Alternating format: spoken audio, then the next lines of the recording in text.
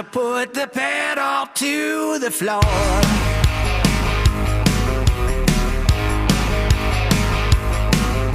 It's loud and live and local. Oh, time for open mic.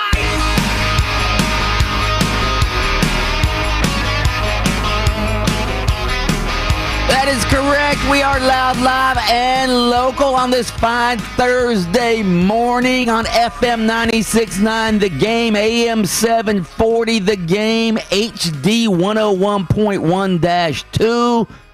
That's how you can listen to us on terrestrial radio. You can also listen to us on the free iHeartRadio app. Just download it and listen to us on your handheld device. You can listen to us on your smart speaker. You can watch us on social media, on Twitter, on Twitch, or you can go to YouTube, search for the Open Mic live stream, and there we are, live and in color for your enjoyment. Welcome to Open Mic. I'm Mike Bianchi, the Bulldog sports columnist of the Orlando Sentinel.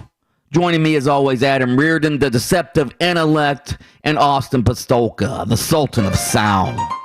Yeah, that's right, Mike. I'm real excited to talk to y'all today because, it's Thursday, and you know what that means. It means greatness is happening. It means the Arnold Palmer Invitational was teeing off in hours. Actually, what is the first tee time? I think it's 7-something in the morning. So I believe it's we will less keep than you up. 5 hours away. 5 hours away? That's what I saw on the Arnold Palmer website. Let me double check that.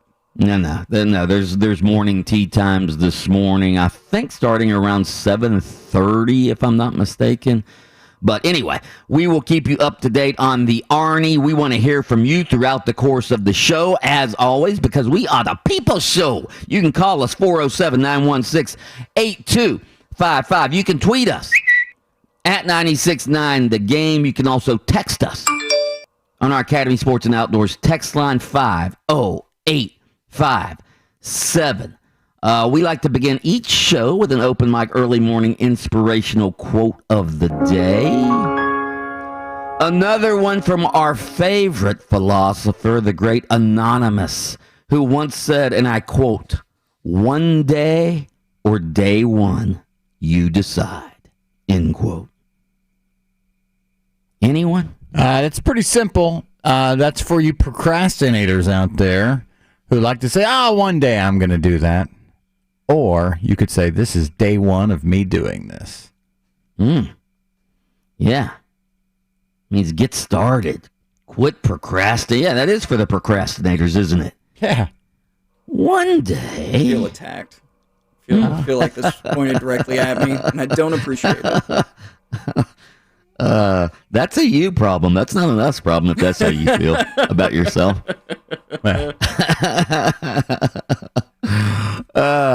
We have a bunch of polls up already. Austin Pastolka been hard at work this morning putting up the Twitter polls. You can go vote on all of those at 96.9 The Game. We'll start with the Orlando Magic. I'm reading from Roy Perry's story in the Orlando Sentinel right now. The Orlando Magic went from a near certain victory to a stinging defeat, and now they'll limp into the All-Star break on a 5-game losing skid after absorbing arguably the most frustrating loss of the stretch, a 115-112 defeat to the Atlanta Hawks. Here's what it sounded like last night. Gallinari to Young. He'll fire a long three. It's good. And the lead is down to 3. 108-105. Bloss got a screen. Gives it to Vooch. Vooch down low to Chief. Chief missed the shot. Vooch is there. Down by 3 with only 1.3 left. Aminu looking to throw it in. And it's batted away by Gallinari, and that's the end of the game. The pick and roll defense was the problem. Started right, when we got up 17 there in the fourth. And the group that was on the first 2 minutes of the fourth quarter, they ran 4 pick and rolls without a call from the man defending a screener, not one call. And that's what set the tone for the whole quarter. The old pick and roll defense let the Magic down last night. That was Steve Clifford talking about it.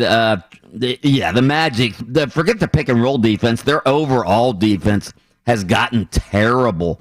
Trae Young scores 32 last night for the Hawks, including 2 key free throws with 8 seconds left as the Hawks rallied from 16 down.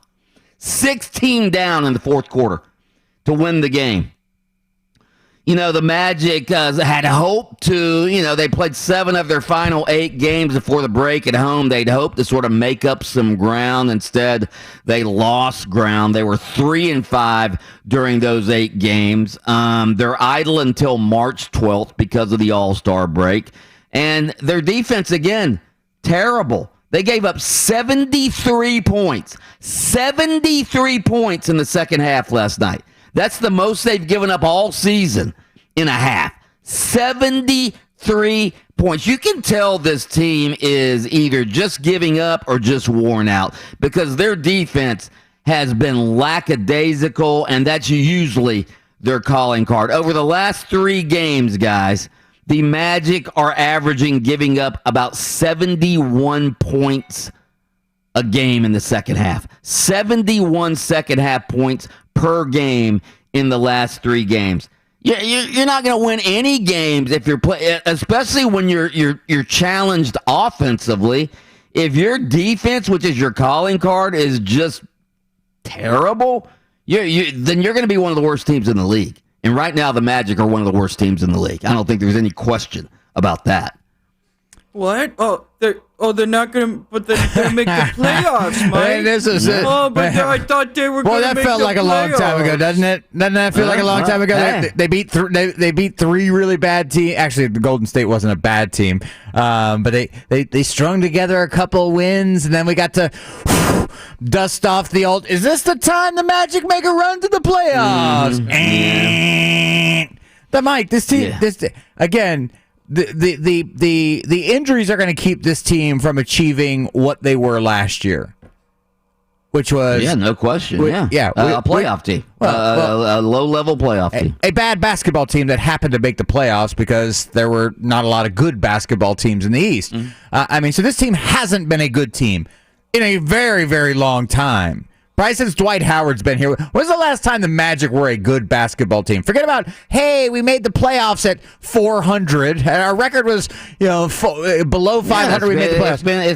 It's been since Dwight left a decade ago. Okay, so you've left yourself zero margin for error.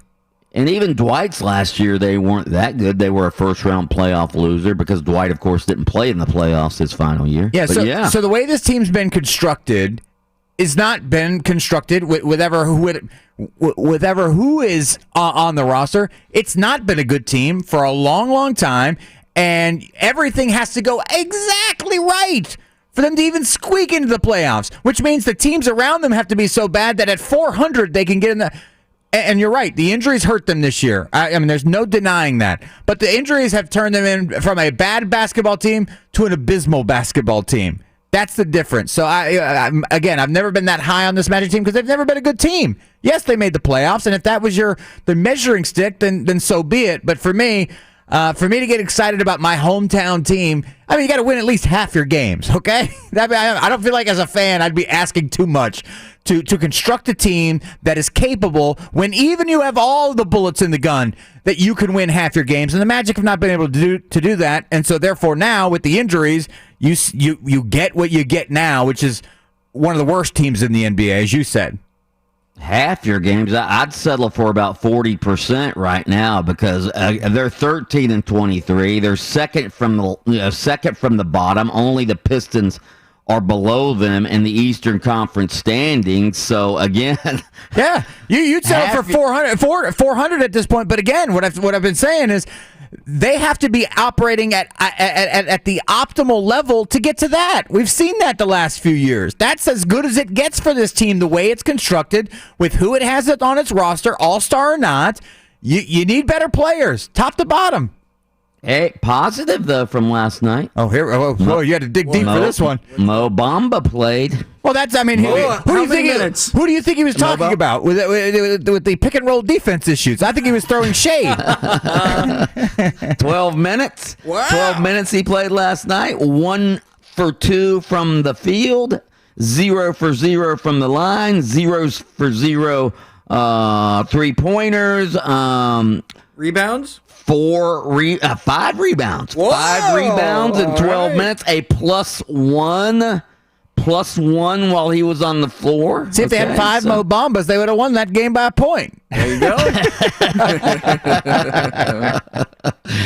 Anyway, the Magic heading to the All-Star break. I just hope. Here's what I hope during the All-Star break for Vooch, right? He's going to be in the All-Star game. Just don't get hurt, Vooch. Don't trip over a chair or something and get hurt during the All-Star break because then there's no hope left because Vooch is their only hope. Evan Fournier, by the way, did not play last night. He had a groin strain. James Ennis didn't play. Calf soreness. So, anyway, that's the Magic. They limp into the All-Star break as one of the worst teams in the NBA right now. All right, straight ahead, some good news. The Arnie tees off this morning. Who you got? Who's the fan favorite now that Tiger's not here? Phil's not here? Not even Ricky Fowler's here. Who is the fan favorite in the Arnie? That's next on Open Mic. Open Mic.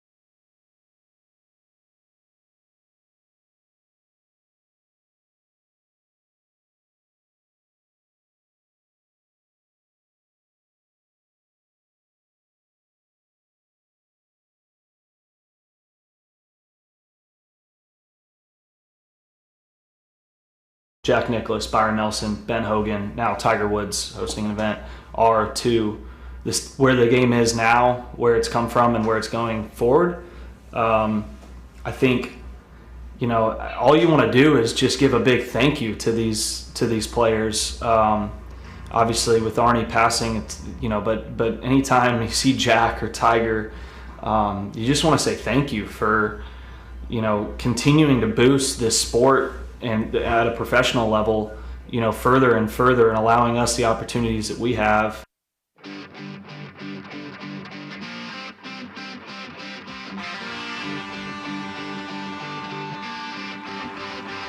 That was Jordan Spieth. When asked yesterday why is he playing the Arnold Palmer Invitational, he's never played it before. This is the first time he's ever played the Arnie.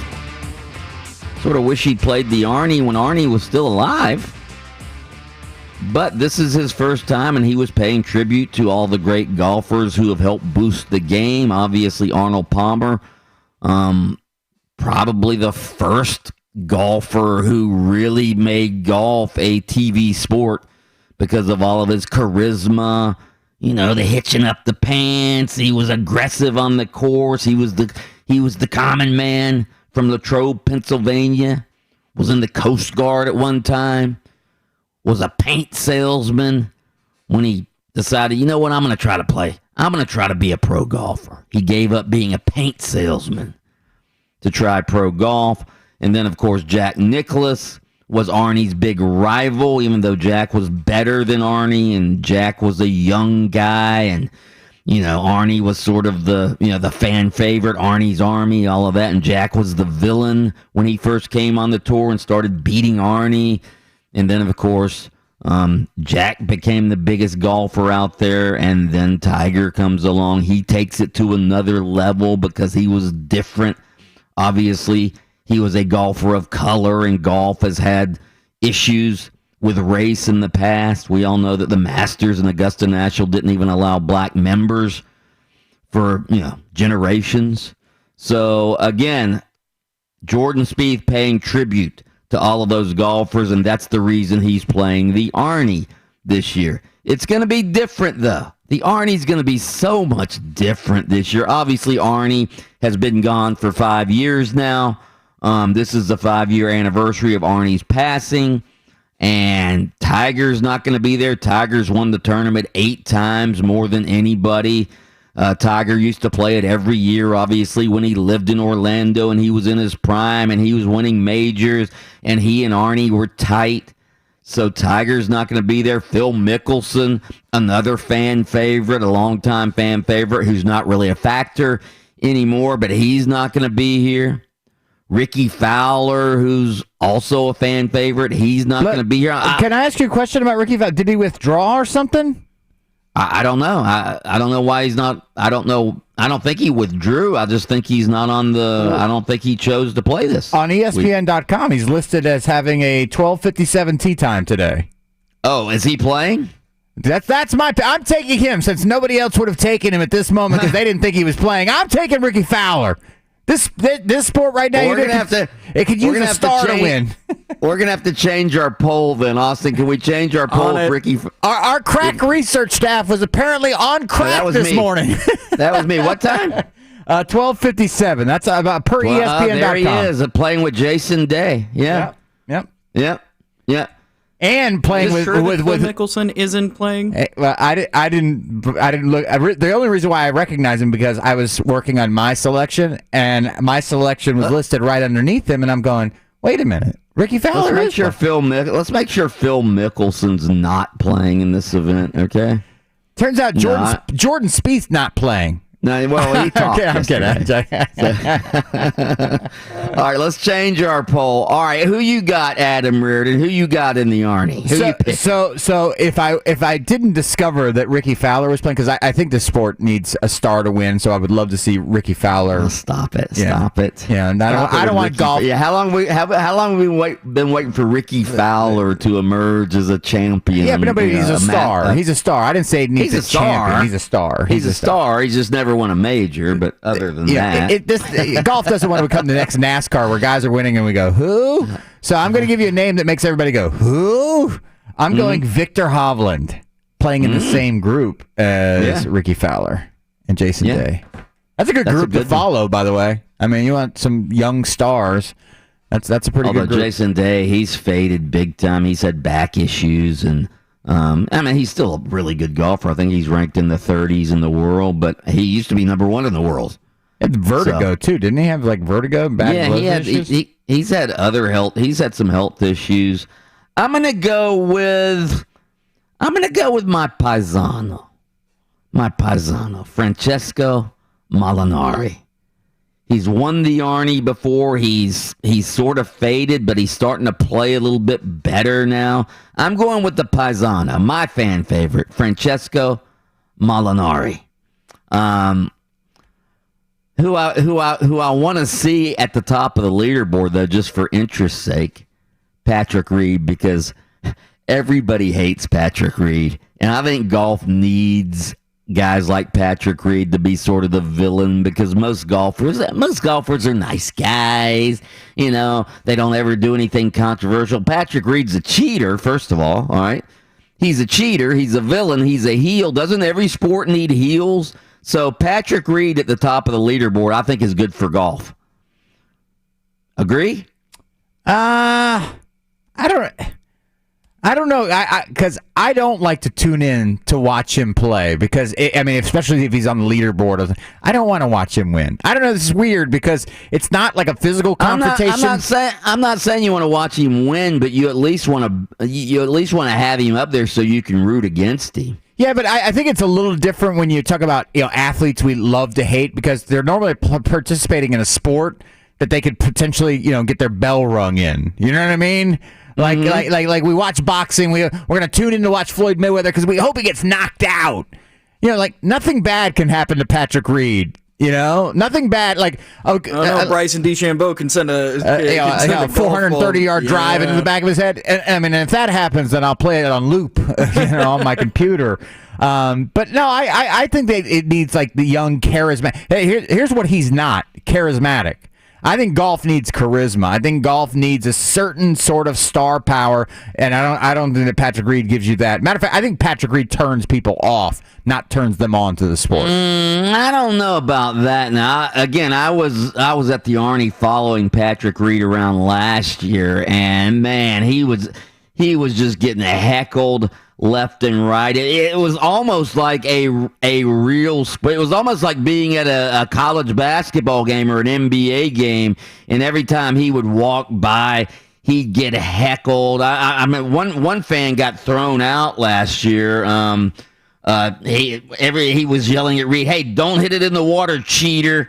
Don't hit it in the water, cheater!" And they kicked that guy out. See, that's the problem. I was as you were saying that, I'm going, well, if they turned the PGA Tour into a Phoenix Open every single week, or it was like Bethpage Black, where the fans could behave that way, then now we're on to something. But the minute you start going, "Hey, cheater," and then Patrick Reed turns to the official and goes, "Do me a favor, could you escort that guy out of here?"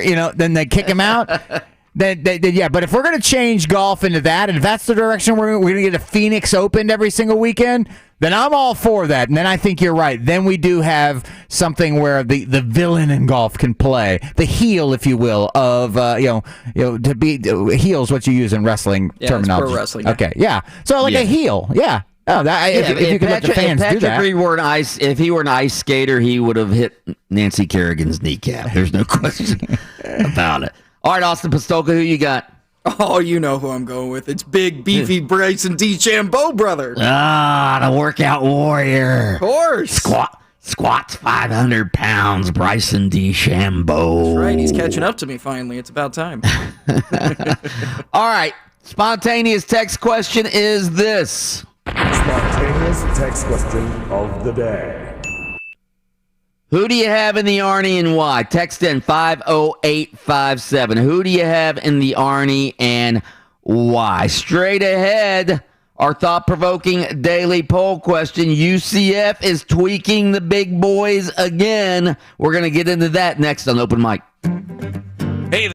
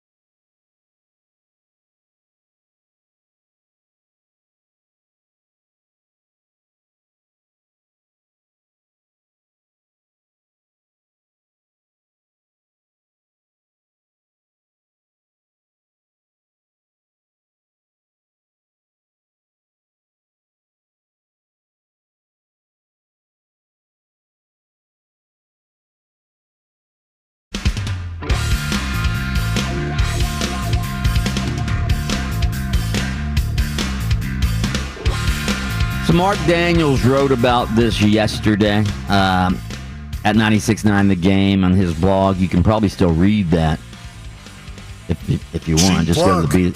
There you go. Just go to the Beat of Sports page, and you can read Mark Daniels' blog about this. But we talked about it yesterday on the bridge, and I want to bring it up now because we have a thought-provoking daily poll about this.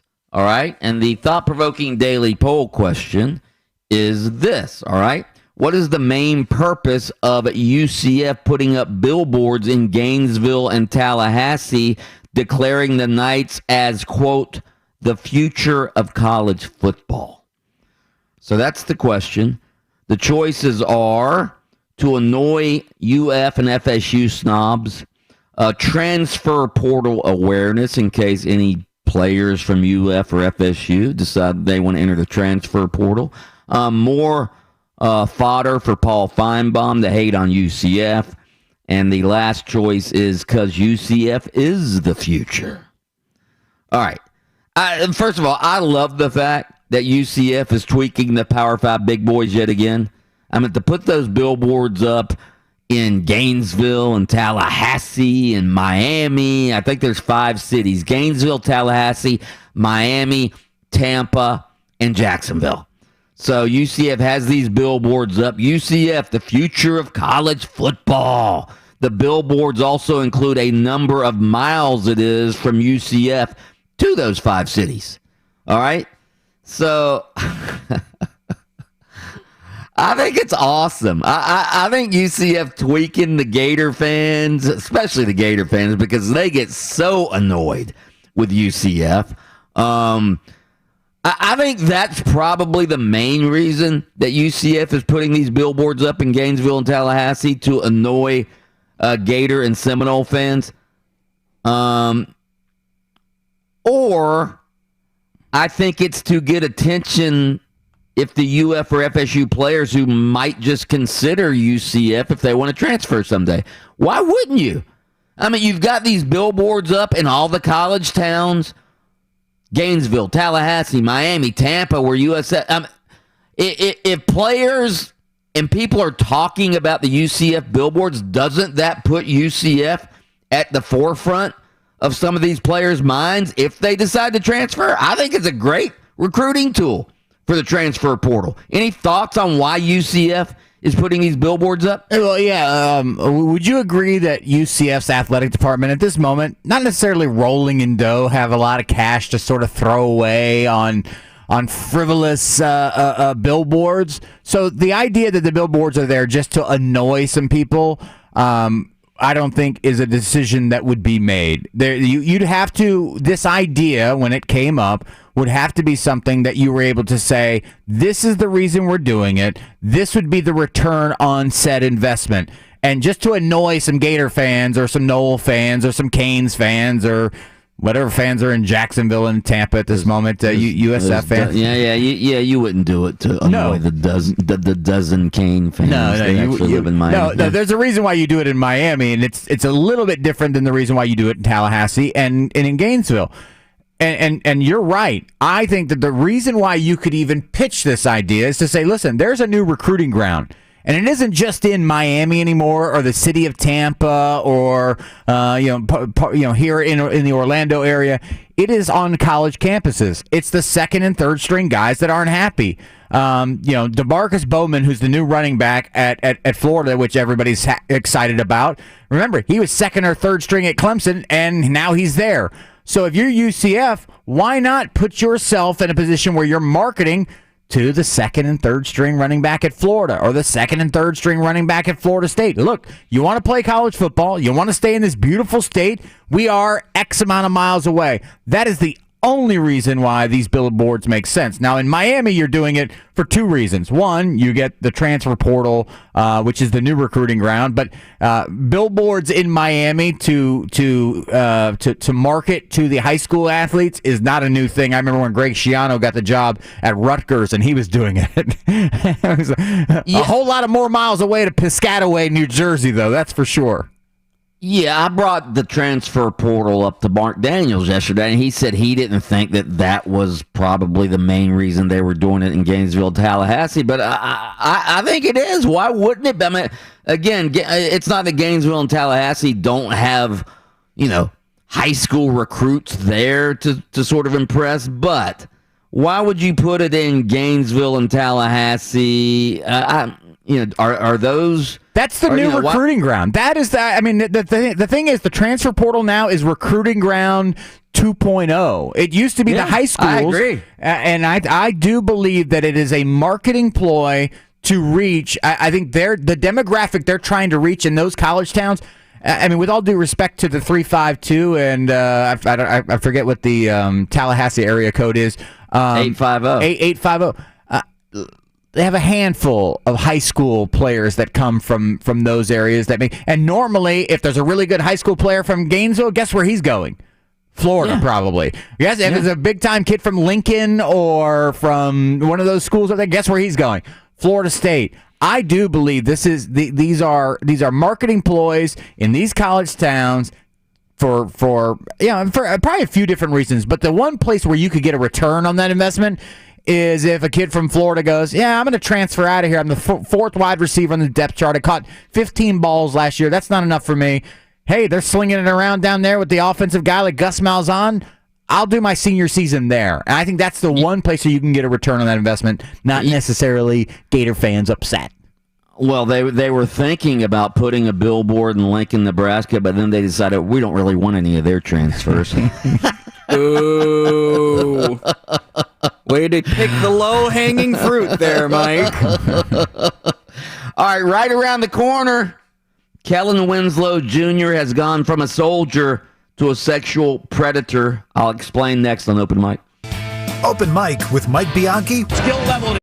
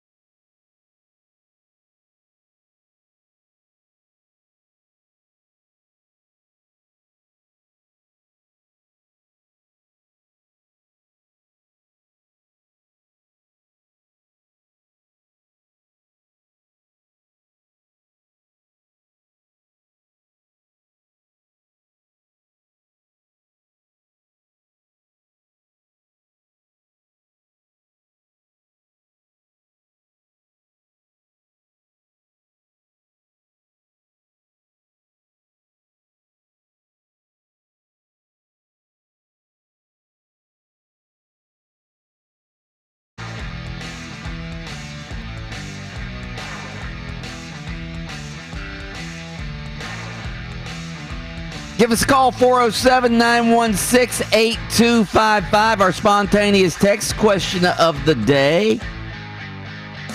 Who do you got to win the Arnie? We want your pick for the Arnold Palmer Invitational. That tees off in about 12 minutes at 7 a.m. this morning. From our text line, somebody texts in, I think they put up the billboards to attract the high school talent in those areas, not Gainesville and Tallahassee. Why would you put it there instead of, I don't know, West Palm Beach? I mean, you've got one in Miami. Wouldn't you have one in West Palm Beach and Fort Lauderdale, all the big, population areas? Yeah, I think Gainesville and Tallahassee is for the transfer portal. What else do we have here? They also need to sell 7,000 season tickets when the billboards went up. I don't think they're trying to sell season tickets in Tallahassee. Sorry. Yeah, that one I just don't think It's a long drive. Yeah. I just don't think that's the case. I don't think it has any. Yeah, maybe in, I don't know. Not even. I mean, yeah, no. They're not doing this to sell season tickets. It's recruiting. It's recruiting. I don't think anybody, it's not just coincidence that they're doing it when Gus Malzahn takes over. They're sort of trying to capitalize on the Gus Malzahn name recognition. That has some recruiting cachet as well. They're cashing in before it all goes downhill. Yeah. But he's done such a great job. They're putting their money in on the wins. They've won. Let's just keep going with it and hope we keep getting more wins. You know what I mean? I think it's actually smart. I think it's a smart move that, I do too. Plus, billboards don't really cost that much in the grand scheme of things. No, I mean, not to a university's football program. No, I mean, and when you think about what has changed in college football with the transfer portal, here's what you're rolling the dice with high school athletes, right? Whether or not they're going to transition into decent college football players. The great thing about the transfer portal, if you're a head football coach, you at least got some tape on these guys, or at least know something about them in college before they transfer in. I love the fact that the transfer portal has given us, recruiting grounds 2.0, and these coaches now are taking notice and some of them taking advantage. Yeah. By the way, it was a bloodbath on Wall Street yesterday. The NASDAQ especially. Our stocks just plummeted yesterday, guys. Especially the what was it? The Fubo TV? It did? Yeah. Oh, God. I got out of everything yesterday. I was telling Austin, I learned a valuable trading lesson yesterday, which is take your gains. Take your gains. I got out of Fubo. I got out of everything. Now I'm coming back to everything as the price continues to drop. But I got an alert on a stock that I bought at $7.94, and it went up to $9.15 in the span of 2 hours. And I had set some stop losses so that if it dropped back down, but then I got greedy. I'm thinking, well, if it drops down and they sell all my stock and I make 15%, what if it shoots back up to 30? Then I'll be mad at myself, because then I'll miss out on those gains. And so I took the stop loss off, and I watched it plummet back down to $8.04, where I sold it, and I made myself, I think, enough to buy lunch that day yesterday. But I will say this, that what I am patting myself on the back for, as everybody else took big, giant red baths yesterday, I got lunch on the house. That was nice. There you have it. Yeah. There you have it. All right, so a player you're very familiar with, being the Miami Hurricanes fan, former Miami Hurricanes and Tampa Bay Bucks tight end Kellen Winslow Jr. was sentenced Wednesday to 14 years in prison for multiple rapes and other sexual offenses against, 5 women in Southern California, including one who was homeless when he attacked her in 2018. Of course, Kellen Winslow Jr. is the son of former San Diego Chargers Hall of Fame tight end Kellen Winslow. All right. And so, again, these were, according to the prosecutor, these were brazen crimes. And he painted Kellen Winslow Jr. as a serial sexual predator. All right, and I just want to say something here. I was in the locker room 15 years ago. Was it 15 years ago now? When was the famous... I think it was 2003, right?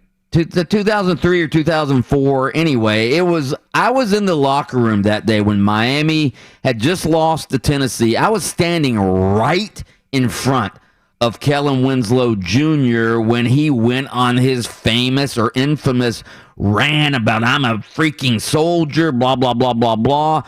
Here was ESPN covering that story back then.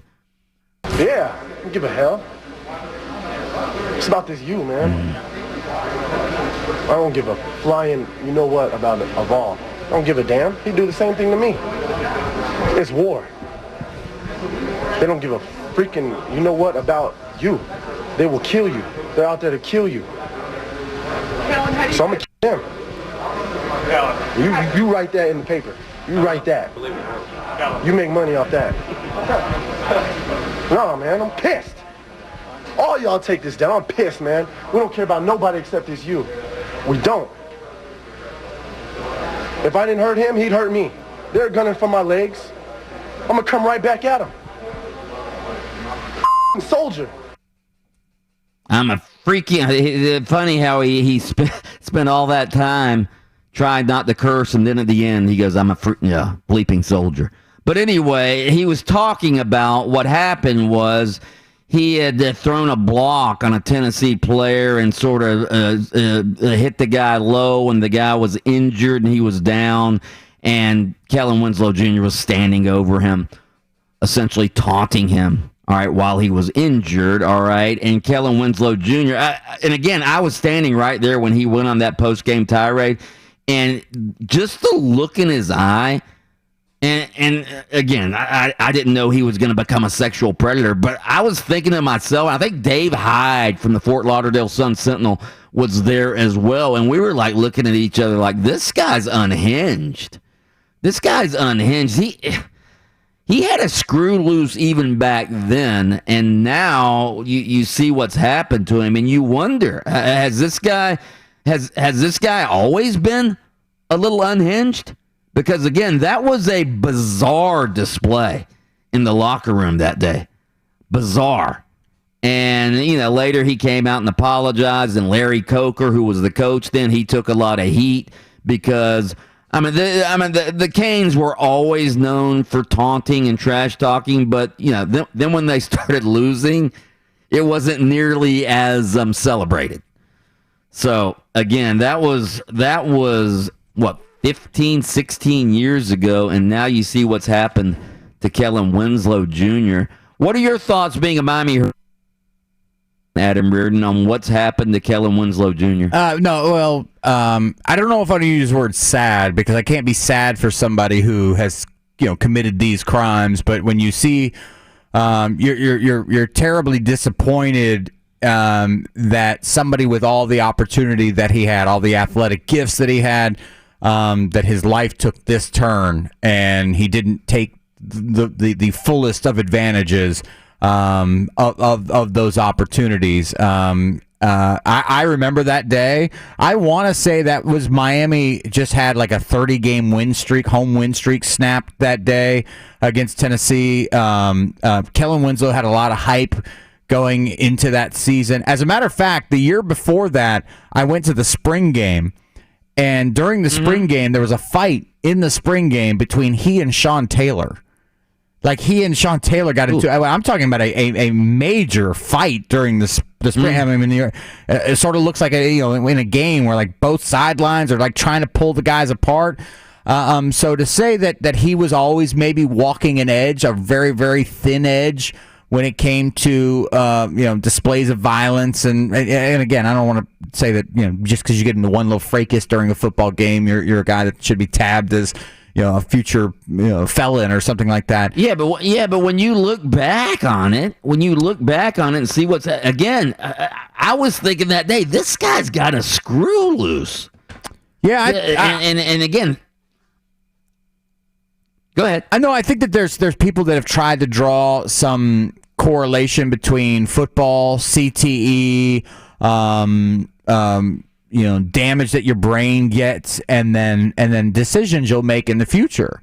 And if I'm not mistaken, I believe that's what Kellen Winslow was, and at least his defense team was claiming, hey, listen, this guy, his decision making is poor. I'm not putting raping elderly homeless women on, the toughness and the physical aspect of the sport of football. No question, I'm not doing that.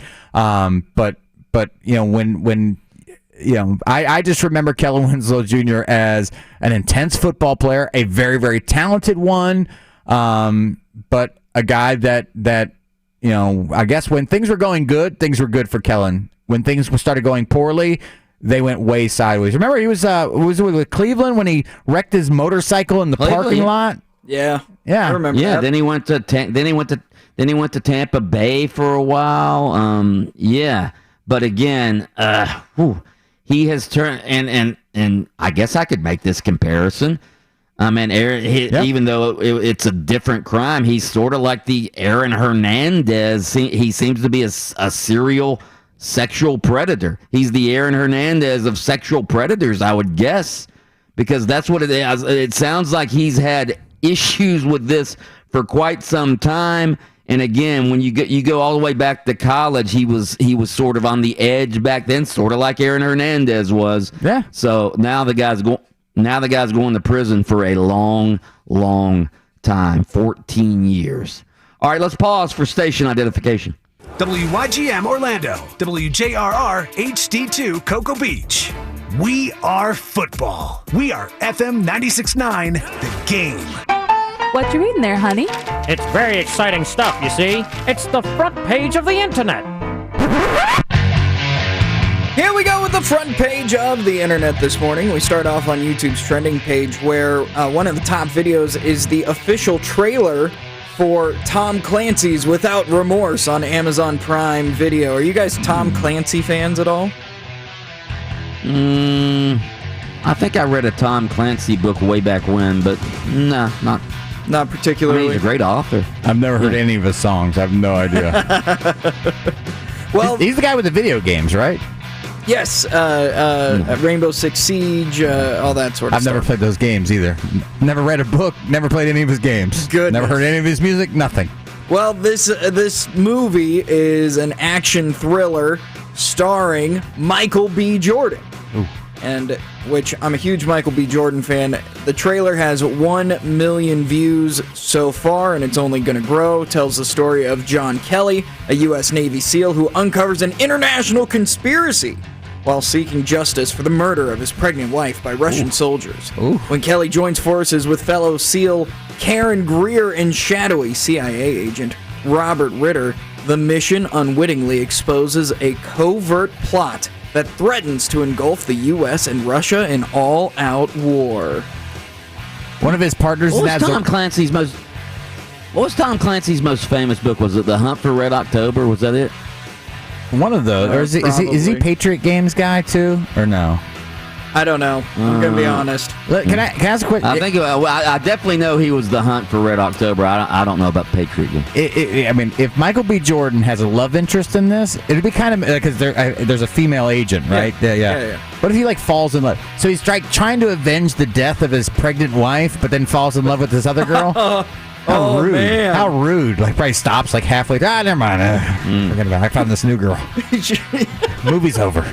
Movie's over. It's all over, folks.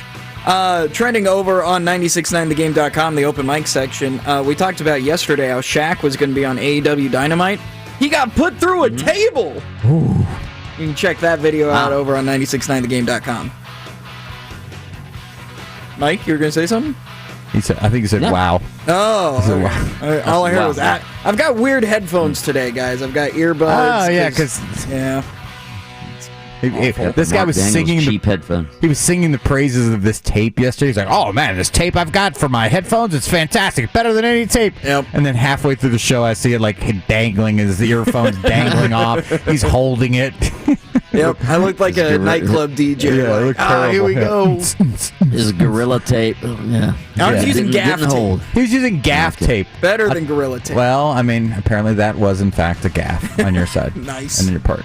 Happy birthday today to actress who's famous for playing Deborah Barron on Everybody Loves Raymond, Patricia Heaton. Ooh. I'm going to go, she is 55. Patricia Heaton, or as I like to refer to Patty, is she's 49 years old today. She is 63 years old today. Ooh, wow. I have no idea who she was. Really? Yeah, Not a Everybody Loves No. Raymond fan? No? All right. Fair enough. I don't find sitcoms funny. It's the laugh track, isn't it? Yes. Gosh dang it. And finally, on the front page of Reddit today, from the Today I Learned subreddit, kind of going with the theme of FBI, CIA, all that sort of stuff. Today I learned that the FBI and CIA recruit heavily from the Mormon population. Ooh. Because they are usually cheaper to do a security clearance on. They often speak another language from their mission trips, and they usually have a low-risk lifestyle. Because they don't drink, they don't do drugs. Absolutely. By the way, Mike, I was telling Austin, I watched a great documentary last night. It's a 3-part series on Netflix. I think Murder Amongst the Mormons or something like that. Oh, wow. Highly recommend. I mean, you get through episode 1 where it kind of gives you like the history of these artifacts and stuff. When you get to episode 2 and 3, there's a plot twist in there, Mike. You wouldn't even believe that this is real. You'd think that this was written for some sort of Spanish TV novella or something like that. That can't happen. It happens. When I was in Salt Lake City covering the Winter Olympics years and years ago, I drove out into the outlands, the outposts, just to get a drink. Utah. No, to do a story on this famous polygamist. His name was Tom Green. He was a Mormon polygamist who he had 9 wives. So I went out there and did a story on this guy and just the lifestyle of the polygamy. I think his name was Tom Green, if I recall right. He was Tom Green wasn't there because he was in jail. He was in jail for being a polygamist, but all of his wives were there and kids, and I talked to all of them. It was wild. It was wild. Mike tried to put himself in a decent situation there. He walks in, 9 wives, the husband's been away for a while, He's over there playing the odds there in Salt Lake City. You're the first man we've seen in 6 months. Oh my gosh. Mike showing a little bit of shoulder, oh man. Yeah, we're in the old tennis, the Andre Agassi tennis shorts. At the time. I was married. Well, listen, anyway, man, it didn't stop Tom Green from getting married again. Yeah, right. I mean, believe me, if anybody wouldn't mind, those women wouldn't mind. Your wife may have mind, for sure. I was just doing some research, and I on that Kellen Winslow thing, and I just Googled my column from that day of the Florida-Tennessee game. All right. Why does this feel like a cheap plug? Cheap plug. No, it's not. I don't think you could still find this. Okay, maybe you could find this online. You found it. You might be able to Google. All right. Okay. So here's what I wrote that day when Kellen Winslow went on his rant. All right. They play like the Canes of the 1980s. They are undisciplined. They are mouthy. They taunt. They trash talk. They are everything the old Canes were, except this. They aren't winners. Not only did the Miami Hurricanes lose yet another game Saturday to Tennessee, but they lost control. They lost their cool, and star tight end Kellen Winslow Jr. lost his mind in a classless post-game tirade against officiating. In 2 weeks, Miami has gone from being college football's most dominant team to being college football's dumbest team. If Miami coach Larry Coker is any sort of a leader, if he's any sort of a disciplinarian, he will do something about Winslow, a me-first player who has become an embarrassing distraction, not only to his team, but to an entire sport. ... And then I go on. Yeah. So that's what I wrote about Kellen Winslow Jr. Again, that was 16 years ago. 16, 17 years ago. 16 years ago. So, anyway. By the way, to answer your question, Mike, no, Larry Coker wasn't much of a disciplinarian nor a leader. I mean, hindsight being 2020, that was easy. But he did. But he did get fired with it. I think, what was his overall record? Remind me, like 60 and 15. 60 and 15. He got fired. How did that guy only get a job at University of Tennessee, San Antonio after that? University of Texas, San Antonio. Oh, you want to say Tennessee? Sorry with it. Yeah. Even worse. We were talking about Kellen Winslow, Tennessee. It's not that hard to draw the connection. I know that San Antonio is not in Tennessee. I'm good at geography. Just bad at. Are you going to play the Jim Boeheim clip during Sound Off or not? I wasn't planning on it. All right. Well, I want to get to that real quick. All right. So Jim Boeheim. We don't have that clip. I do not have that clip at the moment. That's why he was planning on not playing. I wasn't gonna. What did he say? What did he say? That, but I'm intrigued. Well, we'll see if we can find it. But there's a reporter from The Athletic, Matthew Gutierrez, who covers Syracuse basketball for The Athletic. And he tweeted recently that the Syracuse basketball team would be around 17-5 overall and in the field of NCAA tournament teams of 68 if they'd only played reserves Jesse Edwards and Kaderi Richmond more this year. All right? So he tweeted that out, and I guess Jim Boeheim took umbrage with that. All right? So after the game yesterday, Boeheim said this in response to a question from this same reporter. But I guess if I'd played Jesse and Kaderi, we'd probably be 22-2 now. I just didn't see that. Couldn't figure it out by myself after 45 years. I need a reporter to figure that out who has never played basketball. Here's the kicker. And is 5'2". Ooh. He's making fun of the guy's height. Shame on Jim Boeheim. As a short guy, huh? Shame on Jim Boeheim. He went low. Shame on Jim Boeheim. Well, he has to go low. The guy's 5'2". Okay, all right. First of all, he's probably not 5'2". He was probably exaggerating.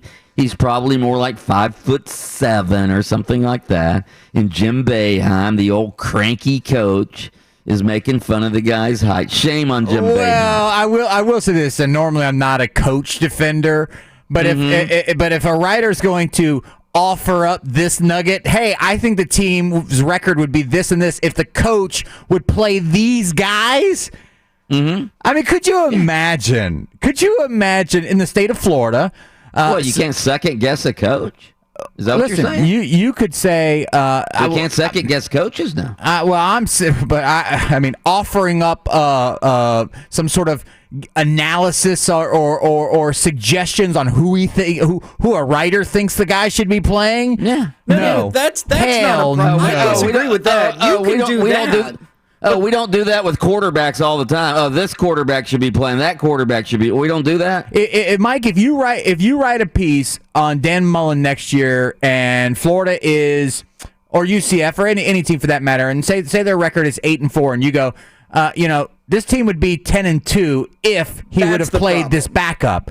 And who the hell are you? And with all due respect, who are you? Who is this writer to say that the guy who's at practice every day, who sees this guy playing, that he doesn't deserve the spot that he's got? I do have a problem with that. Now, Boeheim went low at the, hey, you never played this game, because you don't have to play the game to coach the game. Never played the game, and you're 5'2". The 5'2" is like harsh. That was more like kick him while he's down.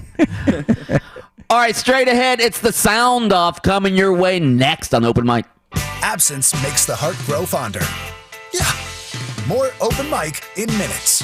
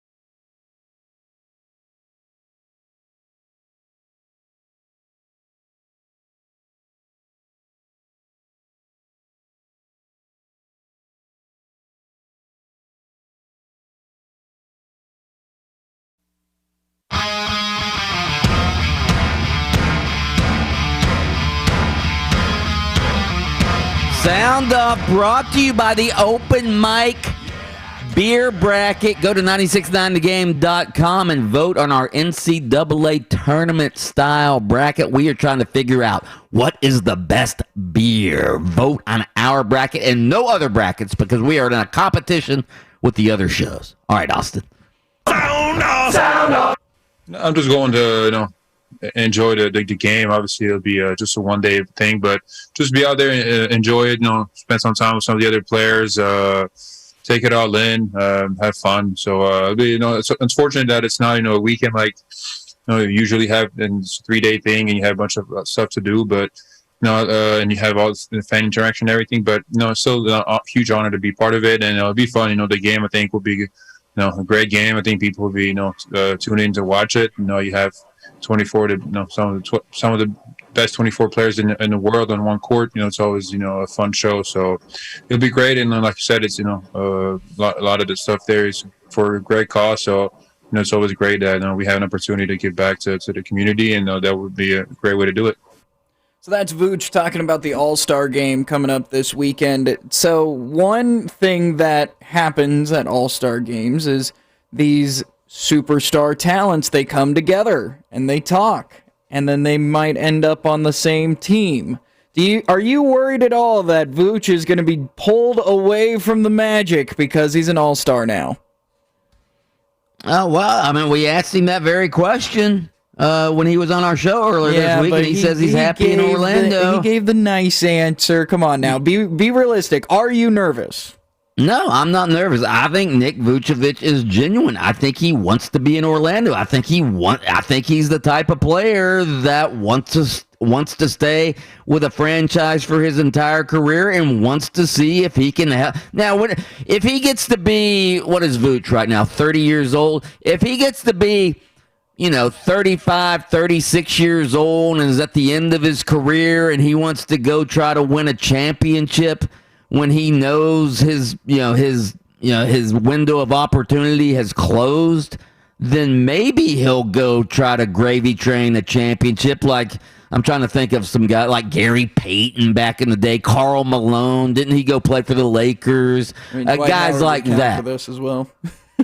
Yeah, well, no, because Dwight Howard left it. He left Orlando when he was in his prime. But I'm talking about at the end of the career when all you're trying to do is win a championship as a reserve or as a fourth or fifth wheel. He might do it then, but no, I'm not worried about Vooch leaving right now. Sound off. Sound off. Are we ever going to get back to where we man up and pre-rotate and show and get back? It's not the game today. Okay. Two good shooters. Nuggets won tonight by 31. Everybody's not too good of a shooter, Candace. Stop. You said nobody on the court. I said everybody's not shooting like that. There's only a couple teams that shoot flat out. Don't look at them. Everybody's not shooting a high percentage from three, Candace. Okay, are we saying everybody in general, or are we saying the majority? You just said. On the Nuggets, if you pre-rotate, they're going to kill you from the corner three. What did they shoot from the three? Really? They shot 11 of 30. So they shot 36%. This is an off night. We just looked at a stat and go, how did she do that so quickly? With the number on. So that's Candace Parker going back and forth with Shaq NBA on TNT. Holy Of course, she knew more than he did.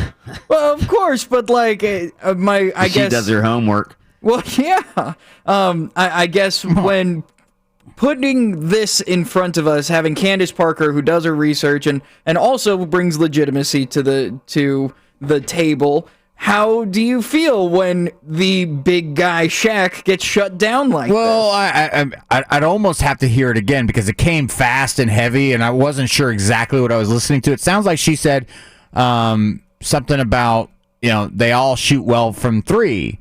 And Shaq was saying, well, they don't all shoot well from three. You can't say that. And then she went to the stat line, and she, in fact, said, well, they shot 36% from three. Tonight was an off night.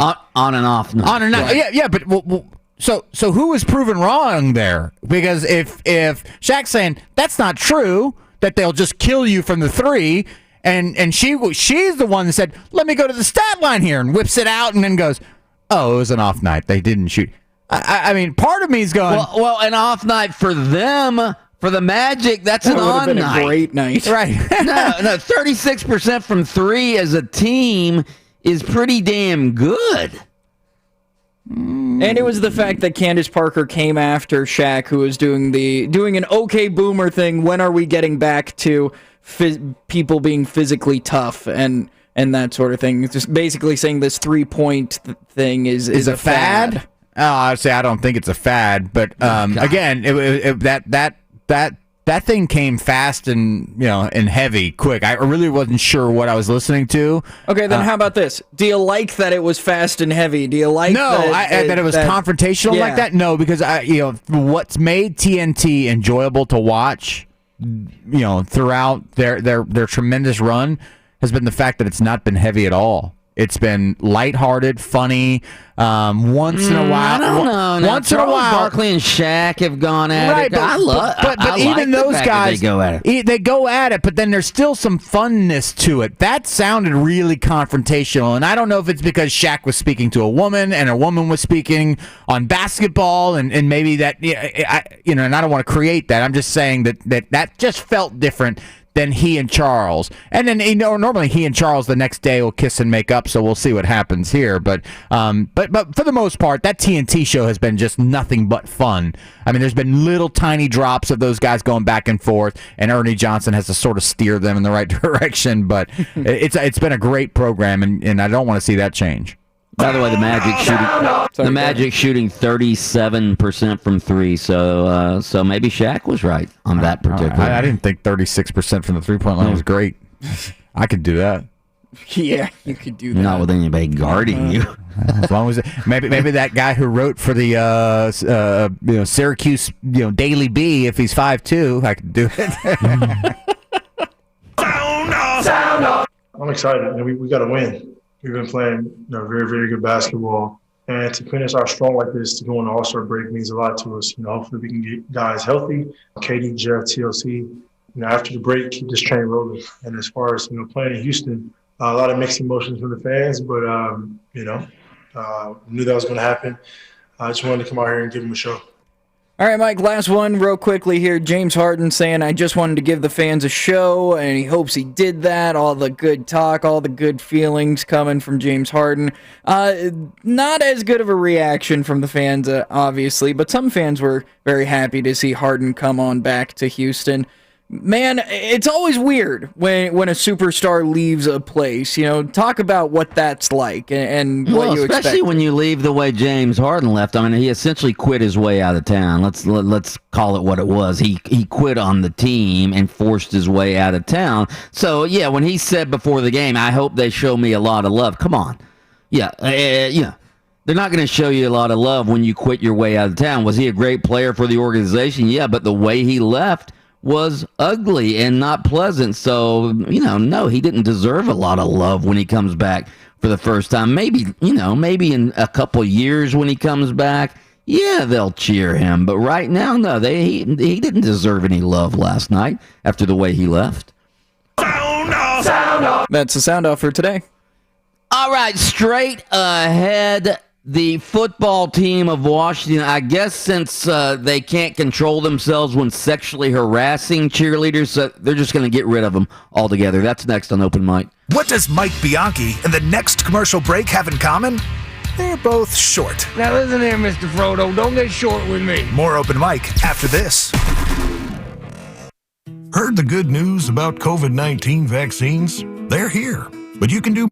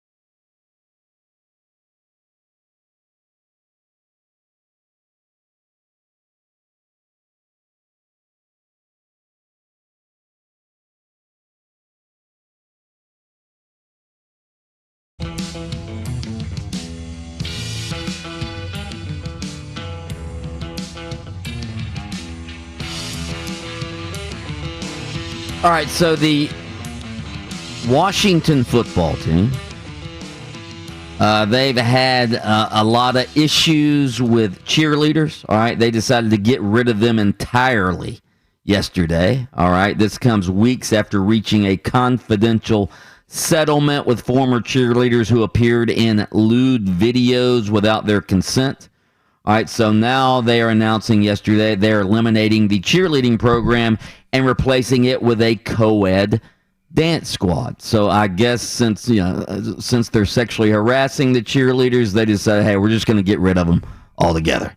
All right, but this not is all not of them, only like half of them.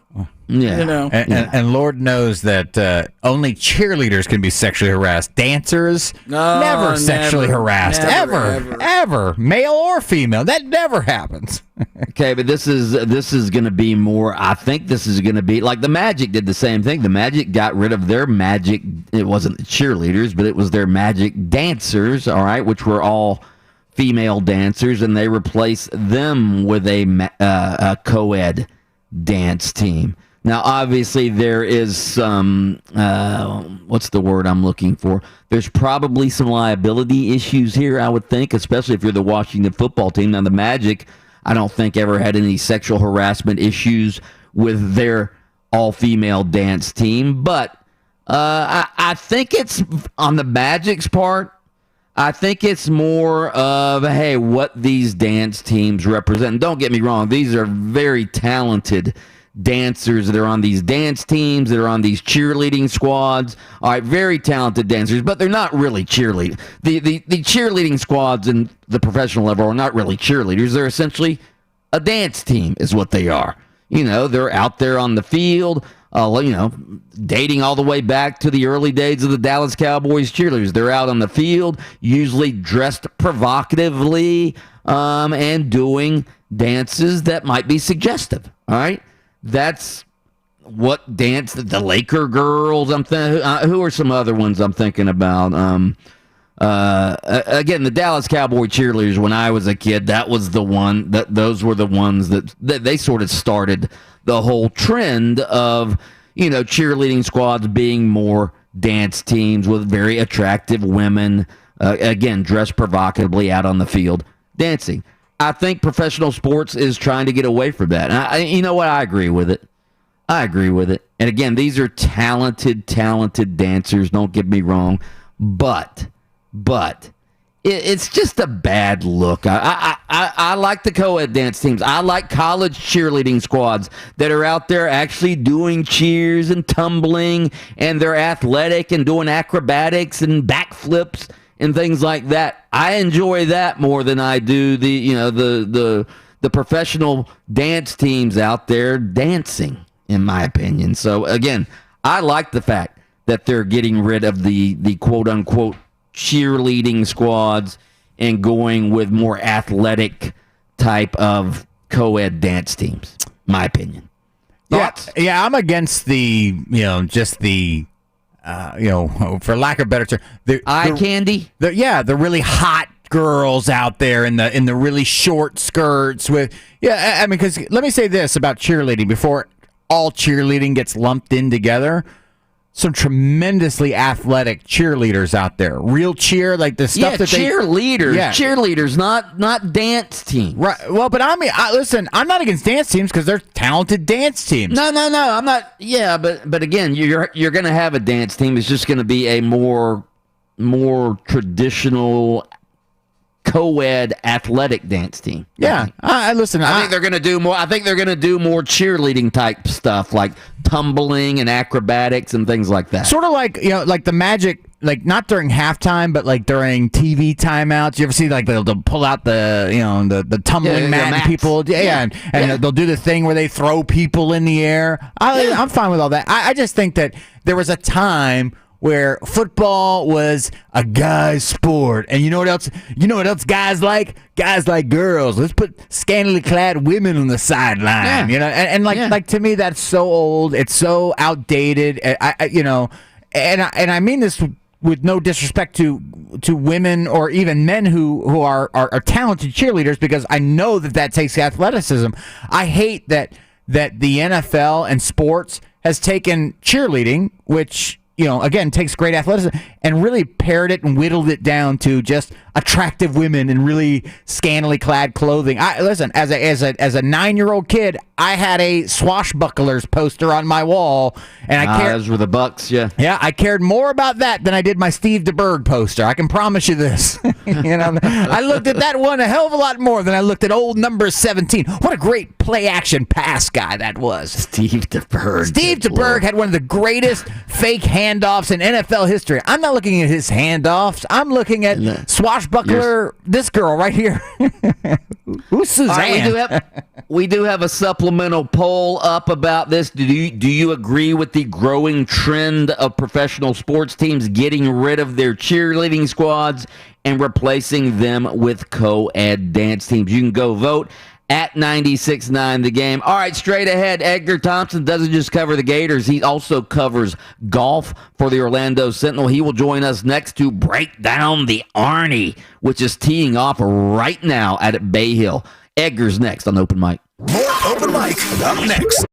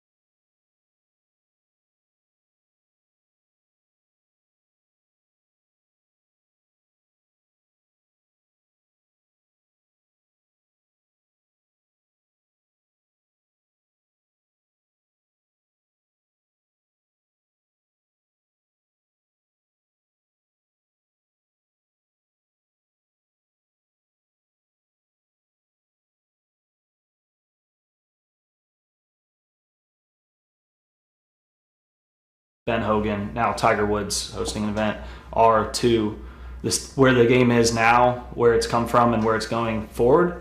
I think, all you want to do is just give a big thank you to these players. Obviously, with Arnie passing, it's, but anytime you see Jack or Tiger, you just want to say thank you for, continuing to boost this sport and at a professional level, further and further, and allowing us the opportunities that we have.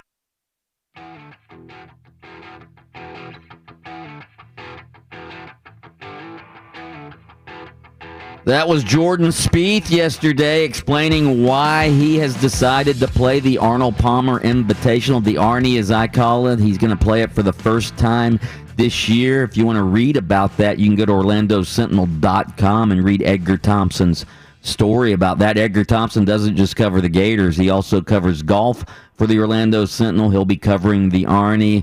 Edgar, what took Jordan Spieth so long to play the Arnie? The PGA schedule is pretty tricky for a lot of these guys this time of year because the California swings become a lot more high profile. The WGCs, were big deals. I mean, they're no-cut events where you show up and you make, $75,000 or whatever, finishing last. And they've squeezed this Florida swing, right, to the point where guys have to make tough decisions. And it just never really fit Jordan's schedule. The fact that he didn't qualify for the WGC last week is really probably what ultimately got him here. But as he said yesterday, it's an event he's wanted to play. And, I asked him about that because the thing with Jordan, this guy's been on the scene now for more than a decade, right? I mean, he came out as a 16-year-old at the Byron Nelson in 2010 and finished in the top 20. It was amazing. And everyone's known about him ever since. And it was a meteoric rise from there. But so he was at the 2014 Masters as a 20-year-old kid. And he's at their, the pre-tournament cocktail party they have on Wednesday night. And ends up out on the veranda or whatever talking to Jack and Arnie. And he said he was just completely flabbergasted that here I am, this 20-year-old nobody, and I'm sitting here listening to the game's greatest, just chatting about, the game and Masters and whatever. And a lot of cool moments for this guy. And he really gets it, Jordan. I really liked speaking with him. He's so well-spoken and engaging, but he really gets, his place in the game and just how amazing a life he's had. I mean, this kid's worth $100 million, age 27, because of guys like Arnold Palmer. All right, Edgar, obviously Tiger's not here. He was in the serious auto accident. Phil is not really a factor anymore.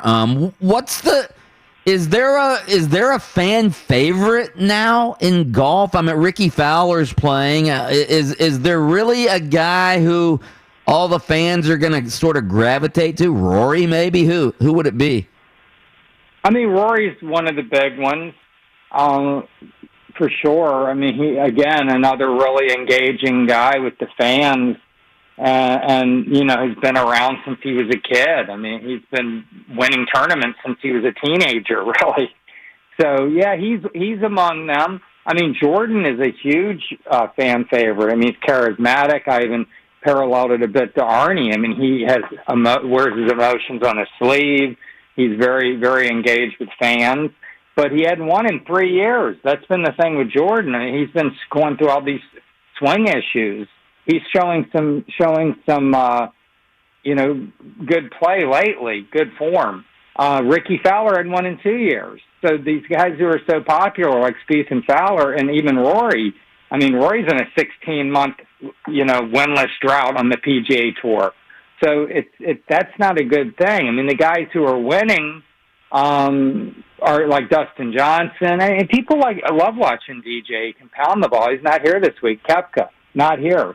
But it is I think the field's still solid. I mean, there's some very good players in the field. Patrick Reed, who people love to hate, he's in the field. I mean, he's certainly among the favorites. But yeah, golf, it's very top-heavy in terms of fan interest, man. I mean, there's just no denying that fact. And it's why when Tiger doesn't play an event, and he won't be playing for a long time, if ever, it's a huge blow to the game in terms of, like, casual fan interest. All right, Edgar, you mentioned, there's still a solid field. What is it? 12 of the top 25 players in the world are in the event. Where is, we are, and I wrote about this over the weekend, we're 5 years removed from Arnie passing away. Where is the tournament status 5 years after Arnie's death? I mean, it's still one of the most high-profile, non-major, non-WGC events. But again, the issue is these events put the squeeze, non-players, put the squeeze on events like Bay Hill. WGC was last week, and TPC is next week. So it's like, do you want to play 3 straight weeks? And then you had Riviera just recently. I mean, it's like you could end up playing just tons of tournaments in a row. So they try to pick, tournaments that are going to challenge them in certain ways, or they're going to taper and peak toward certain events. And it just, it's a tough one. I mean, the Honda got killed a lot worse than Bay Hill. I mean, its place on the schedule is just gutted, that event. So I'll tell you a guy that is worth the price of admission this week, for me at least, even though I get in free, Bryson DeChambeau. I haven't seen him up close. Right? I haven't seen that guy up close since he put on like 25, 30, 40, what did he put on, 40 pounds of muscle? The last verse, he debuted at Bay Hill in 2016 as an amateur. The guy weighed maybe $190, and he's 245 now. And swinging like out of his shoes. I mean, he's trying to get like ball speed up in the 210, 220 range, which, Tiger in his prime was like in the 180s. DJ's like mid to high 180s. I mean, wow. This guy just pounds it. So we'll go out and walk some holes with him. He'll be fun to watch. What about my paisano, Francesco Molinari? He's won this event before, but he sort of had a slump. What's he playing like now? He's my pick.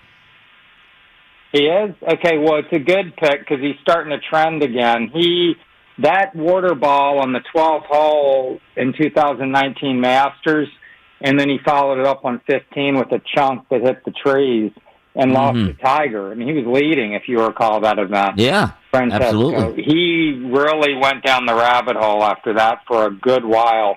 This is just a hard game, man, to stay consistent at. I mean, DJ shot 78 the other day to end his tournament. DJ, who's been dominating, right? Tiger Woods kind of bastardized the whole view of, like, what golf is and how consistent a guy can be. I mean, you go through these ups and downs and struggles out there typically. We're seeing it with a lot of the top players. It just happens. Tiger never had those. I mean, it was like for years he was so consistent. But, yeah, Francesco is starting to play better, for sure. My pick, if I had to pick a guy and put a bet down, Matt Fitzpatrick, the young Englishman, has played really well lately, and his last 2 starts at Bay Hill have been a second place and a tie for 9th. I think he's would be a real good pick if people are going to, bet on a winner here. I like him. Last question, Edgar. You talked about Rory. He's in a 16-month winless streak on the PGA Tour. What's going on with his game? He was one of these guys who everybody thought was going to dominate. He hasn't really dominated. He hasn't won that much, has he? I mean, he's won, I think he has 18 or 19 wins and 4 majors. I mean, it's an Ernie Els career, and he's only 31. Rory got married. He has a baby now. Life pulls at these guys too. I mean, the amount of practice and commitment you have to make to do this is incredible. So who knows if he's gotten a little distracted by off-course stuff. That's the theory. He claims he's completely committed to this game. To the game. And he's a supreme talent. Rory's putter has always misbehaved on him at key times. His wedge play, he's changed golf balls multiple times in recent years. Believe it or not, that does play a role. These guys are so dialed in with their distances and their wedges and their ball. And, they work at it so hard that can make a difference. I don't know. We're going to see this week. He won on this course in 2018. He likes this golf course. I think he has 3 straight top 10s here. This would be a place for Rory to get healthy again because the Masters looms, and Rory still needs to win that event to complete the career Grand Slam. And, he will be among the favorites at the Masters, but he needs to start showing some form here going forward. Okay, so I picked Molinari. You're picking Fitzpatrick. Austin Pastolka is picking DeChambeau. Adam Reardon, who did you pick? I've got Victor Hovland. What do you think of that? That's a good pick. Yeah? I like that pick. Victor Hovland is very he's another one of these young rising stars. It's such a deep game now. There's so many great talents out there. That's another part of the issue. If Tiger was coming along right now, it would be interesting if he could see if he could win, the 7 and 8, 9 event, put together a 7, 8, 9 event winning season. He probably could. He was so great. But I tell you, it's a deep, deep, deep game out there now. There might be some guy we never even thought about that, on Sunday putting on the cardigan. God, I remember Tiger in his heyday. I made a bet with a former TV guy. I think you might know him, David Pingalore. Ping, we called him. Of course. I made a bet with him one year, and it was a dinner bet, and he took Tiger, and I took the field, and of course Tiger ends up winning it on some long putt, and I had to serve him dinner on his TV set at Channel 6. Well, Tiger won this event 4 times with walk-off birdies on the 18th hole. That's unbelievable. Out of 8, he won 8 victories. Had 8 victories here. He really. It's a huge loss to the game for him not to, or for the tournament for him not to be. It's for the game if he's obviously, and that's stating the obvious. He moves the needle like nobody. Edgar Thompson, check out his coverage of the Arnie at OrlandoSentinel.com. Thank you, Edgar. Thanks, Mike. See you soon.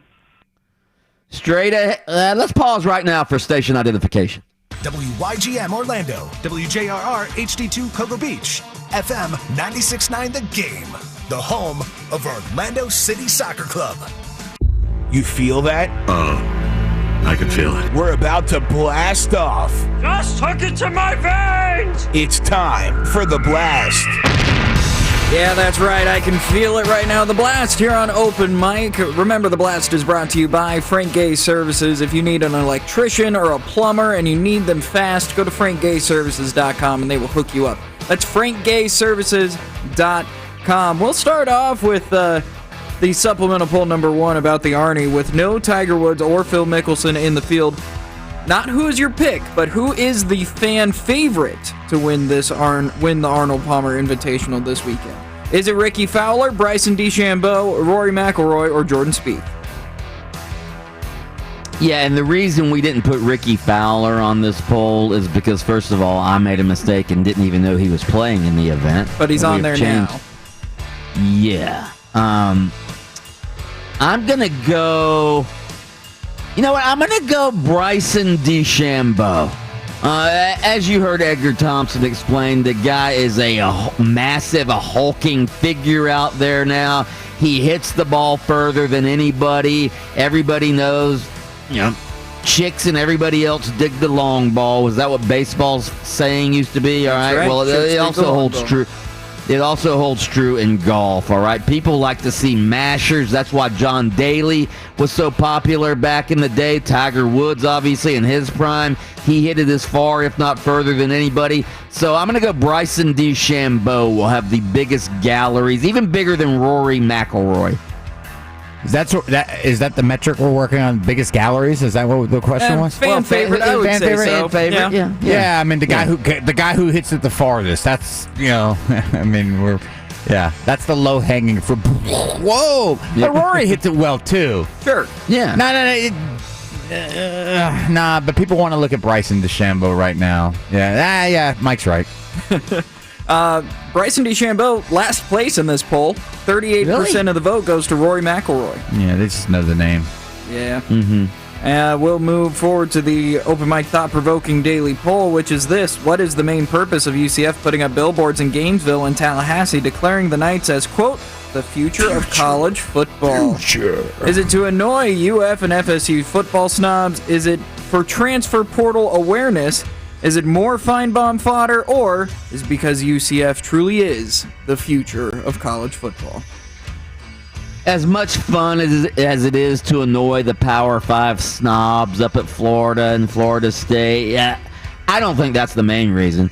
I think it's the fact that the reason these billboards are in Gainesville and Tallahassee specifically, now there's also billboards in Miami and Tampa and Jacksonville, but specifically why they are in Gainesville and Tallahassee is because, let's face it, the transfer portal is a big deal in college football right now. You're seeing UCF's getting all sort of transfers from Auburn because Gus Malzahn coached at Auburn.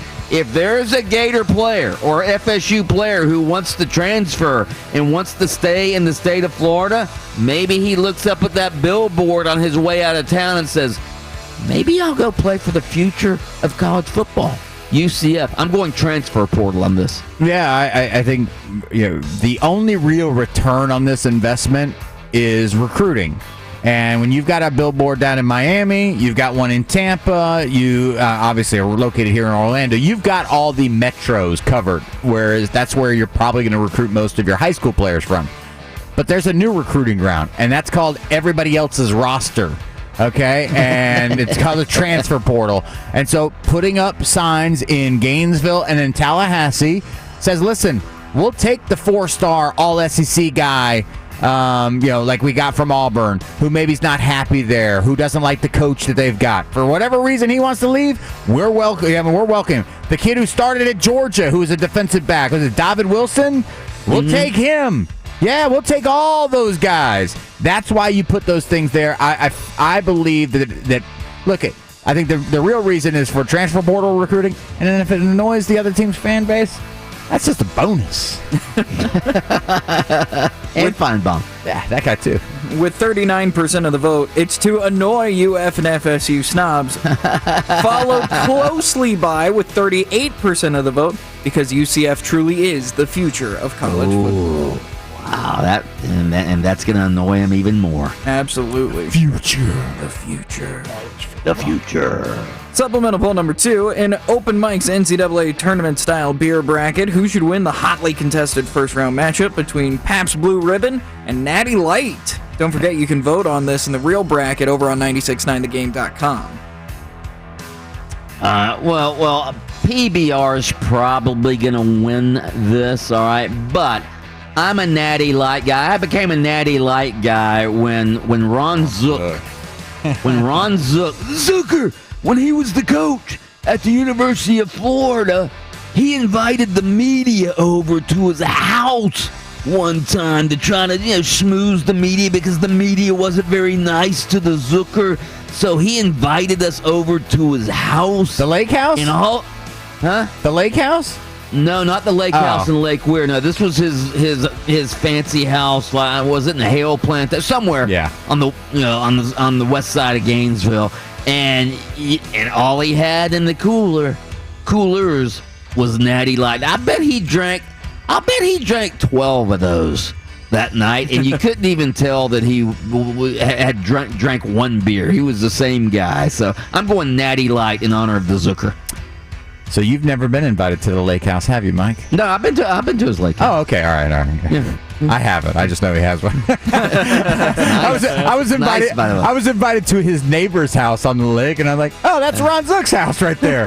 That's a nice lake too. That Lake Weir. That's a big lake. Well, he's like an avid like barefoot slalom skier, isn't he? Or at least was at some he used point. to be. I don't know if he still is, but yeah, back in the heyday he was. Yeah, I loved it. So he loves it out there. I'm going Natty Light because they had an ad campaign with Pat McAfee one time that was very funny, where he tells this story about how when he was on the Colts team, he walks into a casino, and there was where their hotel was, and Peyton Manning was with him, and they go to they're walking past the roulette table, and everybody's like, "Oh my God, it's the Colts!" And Peyton Manning tells everybody, "Bet on 18," and people move all their chips because Peyton Manning just told them move right to 18, and the roulette wheel spins.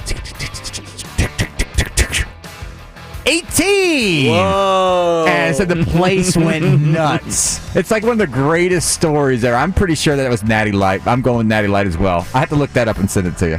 63% of the vote says PBR. Ooh. I like a good PBR. It's a good That's a southern beer, though. PBR, doesn't that? I don't know about that. I just, maybe because I associate it with pro bull NASCAR. riding. Yeah. Seems southern to me.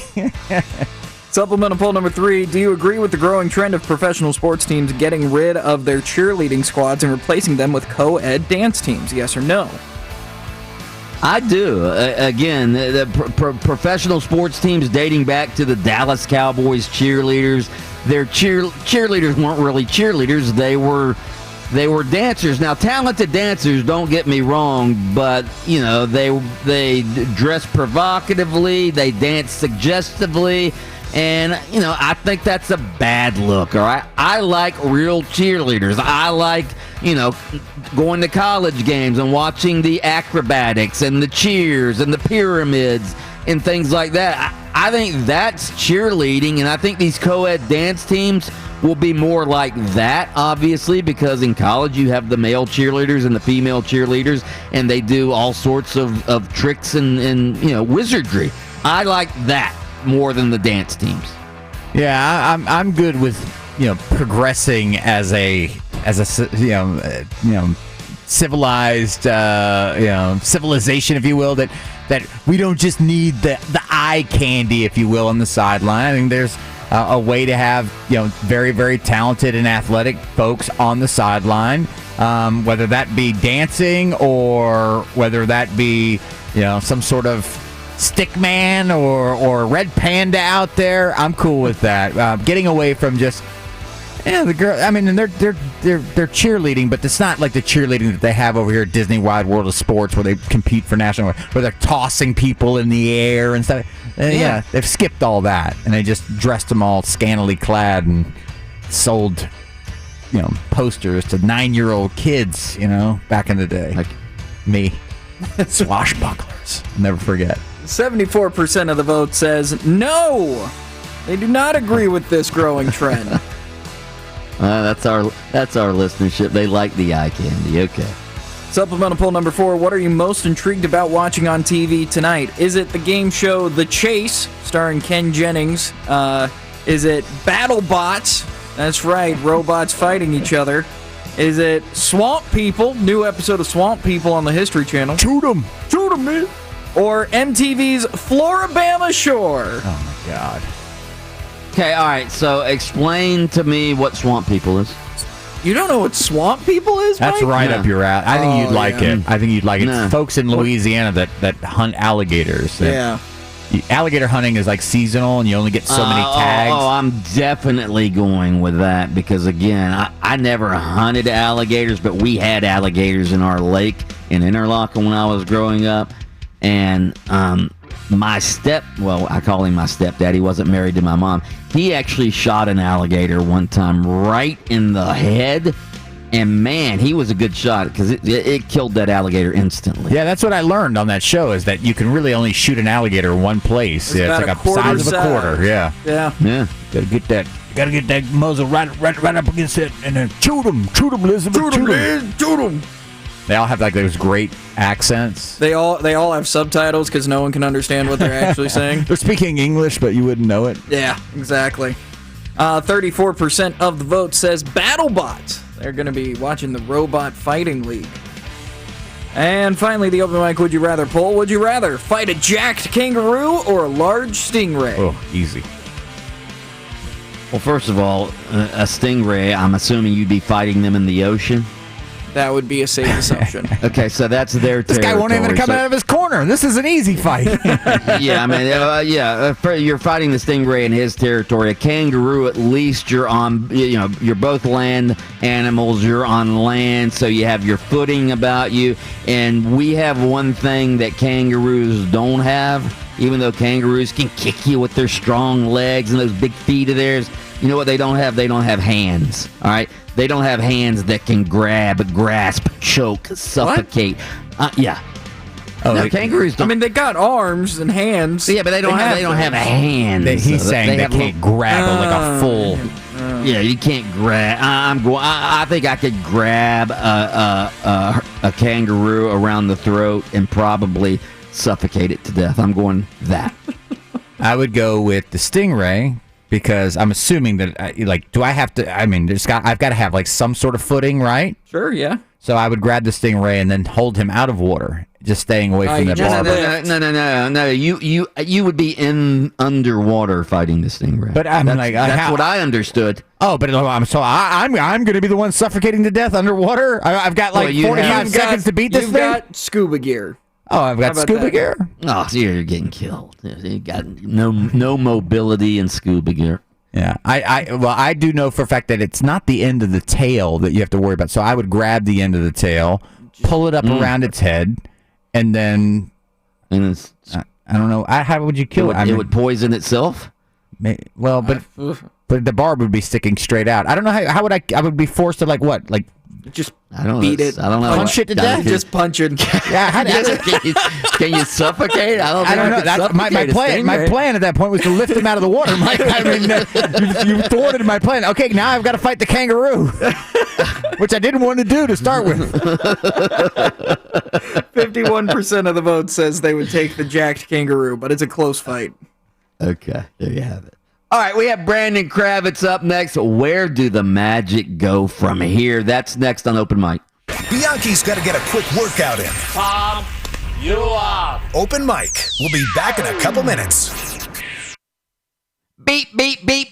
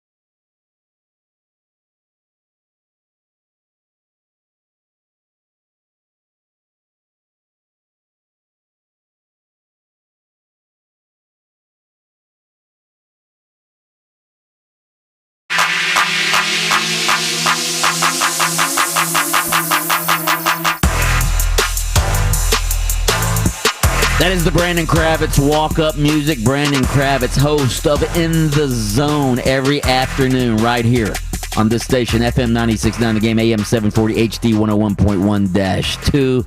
3 p.m. is when In the Zone starts. Brandon Kravitz, how are you this morning? I am revved up and ready to go.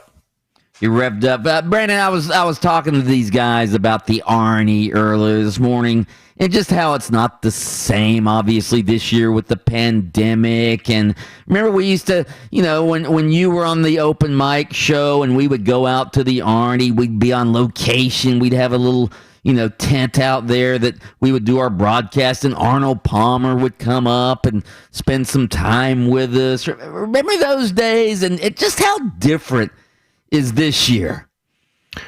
Yeah, though this year is incredibly different. And we had those great memories back when Arnie was still with us, and the reporters that would stop by, and it just had this, it has this great feel. It's this mystique of being there, and it feels so awesome. And the last 2 years, I've been lucky enough to actually, they set me up right in front of the 10th tee. And that's been an amazing experience to be there in the middle of the day while the tournament is going on. And I can't go down there this year. They're not having anything like that because they're so restrictive with their policies. And they're at 25%, which is pretty crazy when you consider it's an outdoor event. But, that's what they're comfortable with, and that's what they're rolling with. It's definitely different. And it's pretty crazy to think, Mike, that last year's Arnie was really the last big sporting event that had a bunch of fans. It was right before everything shut down. I mean, days before. Yeah, and again, I love going to Magic games. I love going to Orlando City games. But as far as just an event that's the funnest event, that was the funnest event for me to attend, and I've gone to the Arnie as a fan, to sit in those hospitality tents and watch golf and, sip a little, Miller Lite, Bud Light, whatever your beer of choice is, or that was the Arnie all of the awful beers on your bracket. I think it's the best event of the year, sporting event of the year in Orlando. That's held here annually. It's great. Yeah, and traditionally it's a party out there, obviously, because again, it's usually sunny, it's nice, all sorts of hospitality tents out there, the wine and dine on 9 or whatever they call some of these tents. Yeah, the unbelievable party out there. But again, this year, limited number of fans. I don't even know if will they even have hospitality tents this year? I don't even know. I don't think so. Probably not. Yeah. So anyway, we've made our picks for the Arnie. Do you have a pick? I'm going to go with Jordan Spieth. I think he's been playing really well lately. He's too good of a golfer to not pick up wins. He's got to get back, and it looks like every time I check out a leaderboard recently, he just seems to be there, and that tells me that it's somebody that's primed and ready to pick up a victory. So he appreciates Arnie. I heard Edgar Thompson talking about that. He's got a great appreciation for what he meant to the golf world, and he's been playing really well lately. So I'm going to go with Jordan Spieth. But my long shot is JT Poston. And if you want to know why would you go with JT Poston? Who even is that? He's the 2019 Wyndham Champion winner, and he was on my show 2 days ago. So there you have 96.9 The Game juju. By the way, I'm looking at the leaderboard right now at the Arnie, and we have one leader right now. Kyun-Hoon Lee is leading at 2 under. Bo Hogue and Luke List among those at 1 under. So there you have it. That's the most of the big time golfers are teeing off after noon. So although I think the big morning group includes Patrick Reed, he's one of the favorites as well. Well, I'm hoping to have one of those guys on later today. So I've been in communication with the fine folks at Bay Hill. They gave me someone the other day, and I've been told that I will be getting a PGA Tour Pro sometime in the 4 o'clock hour today. Actually, we have some big names teeing off in the morning. Your boy Jordan Spieth teeing off at 8:17 a.m. Bryson DeChambeau. That was 10 minutes ago. Okay, yes. So they've already teed off. So there you have it. All right, I want to get into the Magic really quick with you. Obviously, the Orlando Magic, they had a hope during this extended homestand that they would be able to maybe make up some ground heading into the All-Star break. Instead, they're playing miserably right now. They lost a 16-point lead in the fourth quarter last night. And Kravitz, I fear that this Magic team is on the verge of giving up or they're just beaten down. I don't know what it is, but when their defense is as bad as it's been over the last 3 or 4 games, I mean, they gave up 73 points in the second half last night to the Hawks. They've given up an average of 71 points in the second half the past 3 games. Is this team just tired? Are they starting to give up? What's going on with the Magic, in your opinion? Well, I can tell you for sure, and this is not team speak, I'm telling you from my heart, they are not giving up. I mean, this team probably at this point, if you just look at the way teams have handled themselves from players to coaches to organizations, this team should already be in the tank based on that trend, and they are not. I mean, Steve Clifford is coaching this team like he's trying to win every single minute, and these players play their asses off. That's not the problem. The problem is depth. They've been ravaged with injuries more than any other team in the NBA.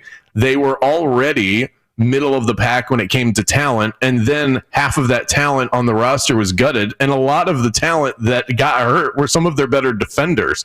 Not having Aaron Gordon and Jonathan Isaac this season, Aaron Gordon for most of the season and Isaac for all of the season, even Markelle Fultz, who doesn't allow Michael Carter-Williams to play a natural backup role. Everything it's a trickle-down effect. They don't have the depth, and when you don't have depth and you're going up against teams, look at the last few teams they've played, the Nets, the Jazz, the Hawks, the Mavericks. These are some of the best offensive teams in the league. You can hold the Hawks to 15 points in the second quarter. That's all well and good. But you have 2 more quarters to play, and that team showed up in the second half. The Magic just don't have the bodies right now. So yes, they're tired. They don't have depth, and when they're playing well offensively, it's like you can't get a positive game on both ends from them. You get one or the other, and that just seems to be the way that this team plays right now. Where do the Magic head after the All-Star break? This team's going nowhere, right? I mean, they're not going to make the playoffs. They're not, and I don't think they are at this rate. I'll be very curious to see if the management team actually makes a move. I've seen more Magic players in trade rumors than any other team in the NBA. So what's that worth? We'll end up seeing. I would be shocked if they didn't make a move, but at the same time, they haven't made one yet. I mean, my only criticism of Weltman and Hammond, and maybe it's a compliment to them, they've been so uber patient since they took over. There's not been one massive move that they have made where they have said, this is what we're doing, like it or not, and we're shaking things up. They haven't done that once, and this would be the time to do it if they're going to do it. I'll be very curious to see how all of that plays out. What do you have on In the Zone this afternoon? Well, hopefully I'll be getting a PGA Tour Pro in the 4 o'clock hour. I've been told that is the case. And we've got Austin Gale from Pro Football Focus. We'll break down all the latest in the NFL. And it looks like the Dolphins are going all in on Deshaun Watson. So I'll talk about that a little bit later, too. Brandon Kravitz, host of In the Zone, 3 p.m. this afternoon, right here on FM 96.9 The Game.